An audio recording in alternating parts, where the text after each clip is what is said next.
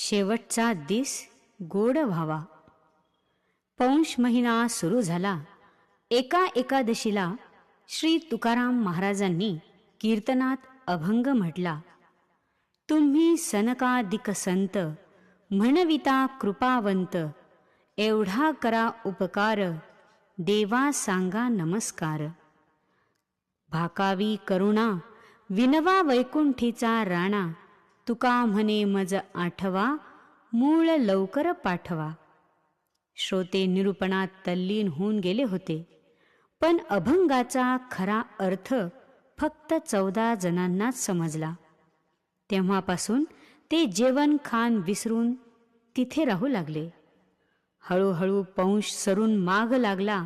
दोन्ही एकादशीला तुकोबांनी खालील 2 अभंगांवर निरूपण केले.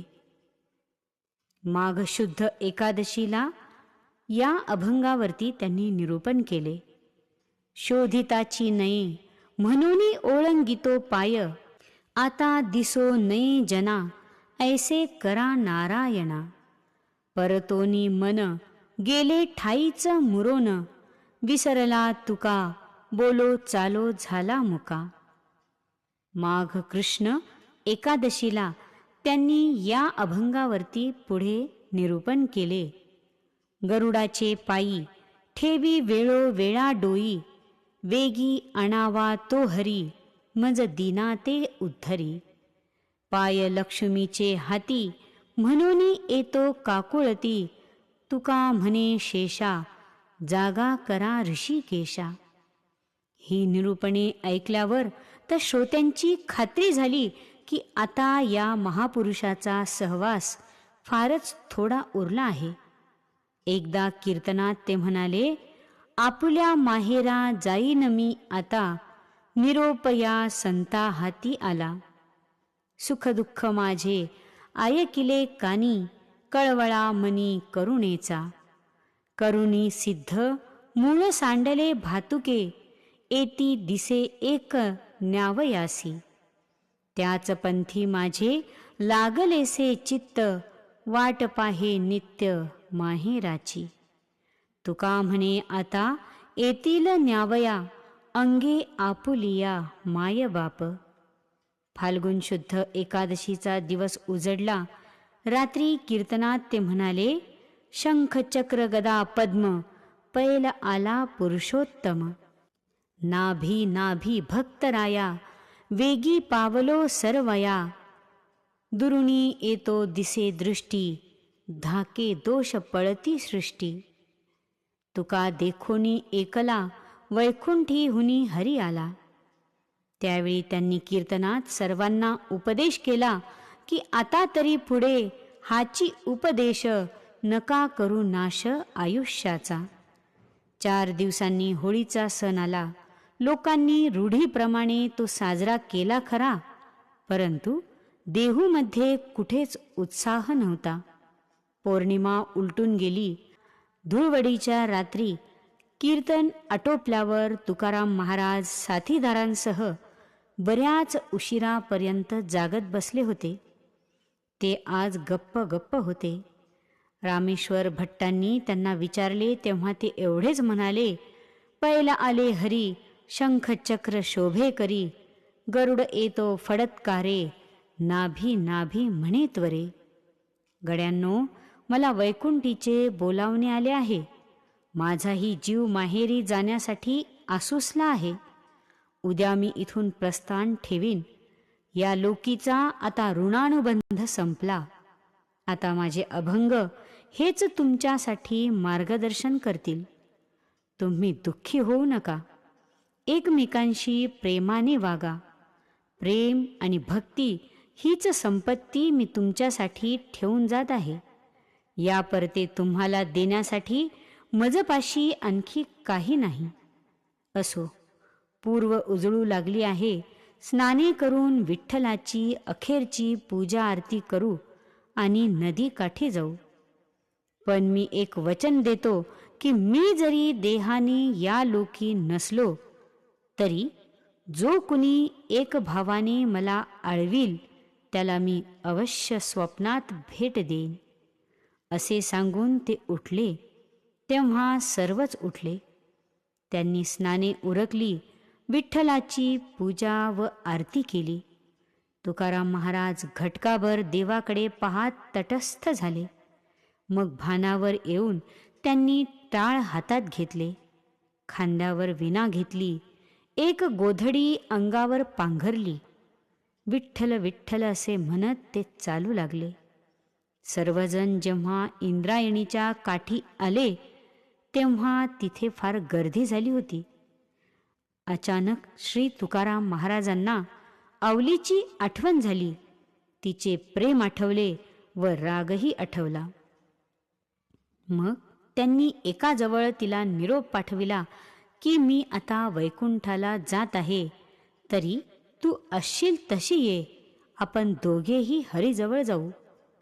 ऐक हे सुख होईल दोघांशी, सोहळे हे ऋषी करतील देव. हा निरोप मिळाला तेव्हा तिने उलट सांगून पाठवले की माझ्या मागे प्रपंच आहे, तुमच्याबरोबर भटकण्यास मला वेळ नाही. तुम्हाला कुठे जायचे तिथे जा, पण दुपारी जेवायला मात्र वेळेवर या. मला फार वाट पाहायला लावू नका. आवलीने दिलेला निरोप मिळाला तेव्हा हरीच्या मायेचा प्रभाव पाहून तुकाराम महाराज खिन्नपणे हसले. मग त्यांनी पुन्हा विठ्ठल नामाचा गजर सुरू केला. त्यांनी श्रोत्यांना सांगितले की आम्हाला वैकुंठीहून बोलावणे आले आहे आणि थोडक्याच काळात आम्ही श्रीहरीपाशी जाणार. पण आजवर मी जे कीर्तनातून अभंगाद्वारे सांगत आलो त्याचे सार आज तुम्हा सांगावयाचे आहे. ऐका ऐका भाविक जन, कोण कोण व्हालते, तर्किकांचा टाका संग पांडुरंग स्मरावा. नका शोधू मतांतरे, नुमगे खरे बुडाल. कलीमध्ये दास तुका, जातो लोका सांगत. नाम संकीर्तन साधन पै सोपे, जळतील पापे जन्मांतरीची. न लगे सायास जावे वनांतरा, सुखे येतो घरा नारायण.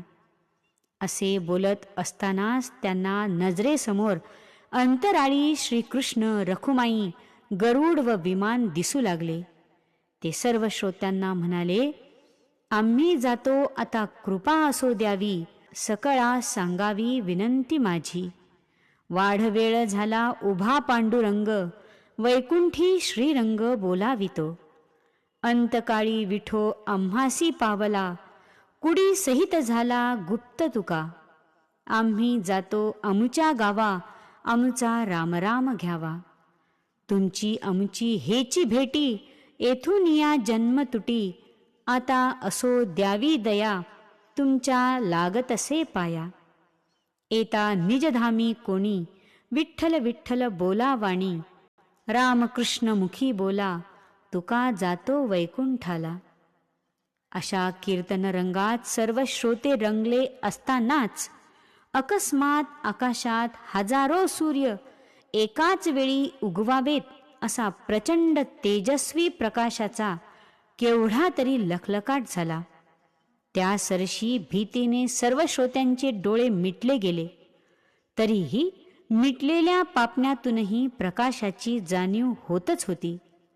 लोक परस्परांचे हात गच्च पकडून जागच्या जागी खिळून राहिले. जराशाने प्रकाशाची तीव्रता कमी झाली तेव्हा हळूहळू सर्वांनी डोळे उघडून पाहिले तर सर्वत्र जैसे थे होते, पण फक्त तुकोबा मात्र जागेवर नव्हते. क्षणभराने सर्व भानावर आल्यावर मग सर्वत्र हल्लकल्लोळ माजला. सांत्वन तरी कुणाचे कुणी करावे. कुणीतरी जाऊन आवलीला बोलावून आणली. ती छाती पिटतच आली. तुकोबाचा भाऊ कान्होबा तर मटकन खालीच बसला. त्या दिवशी विरोधी नामक संवत्सरातील शालिवाहन शक 1571 मधील फाल्गुन वद्य द्वितीया ही तिथी आणि सोमवार होता. तुकोबा ज्या जागेवरून आकाशी गेले त्या जागेला माणसं हात लावून कपाळी धूळ लावू लागले. त्याच जागेवर एकाएकी बुक्का नि तुळशीचा सुगंध दरवळू लागला. विश्वंभर बाबांना सापडलेल्या राऊळामधल्या विठ्ठल मूर्तीच्या डोळ्यांतून आसवे वाहू लागली होती.